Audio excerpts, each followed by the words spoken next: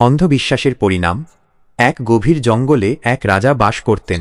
তিনি দীর্ঘদিন ধরে সুশাসনের সাথে তার পূর্বপুরুষদের কাছ থেকে পাওয়া রাজ্য পরিচালনা করে আসছিলেন।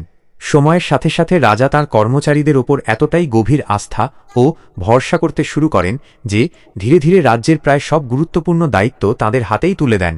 কিন্তু রাজার সেই অতিরিক্ত বিশ্বাসী শেষ পর্যন্ত প্রজাদের জন্য দুর্ভাগ্যের কারণ হয়ে দাঁড়ায়।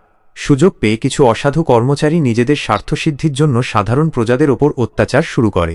বাজারের লেনদেন থেকে শুরু করে রাজার নামে পরিচালিত বিভিন্ন উন্নয়নমূলক প্রকল্প, সবখানেই তারা দুর্নীতি ও অনিয়মে জড়িয়ে পড়ে। প্রজাদের জন্য সরকারিভাবে বরাদ্দ করা সুবিধাগুলো আর তাদের কাছে পৌঁছাত না, বরং অসাধু কর্মচারীরা সেই সুবিধাগুলো লুটে নিতে শুরু করে। নিরুপায় প্রজারা সবকিছু বুঝেও মুখ বুজে সহ্য করত, কারণ তাদের মনে রাজার প্রতি ছিল অগাধ ভালোবাসা ও শ্রদ্ধা। তারা বিশ্বাস করত রাজা নিজে খারাপ নন, হয়তো তিনি কর্মচারীদের এই অপকর্মের কথা জানেনই না।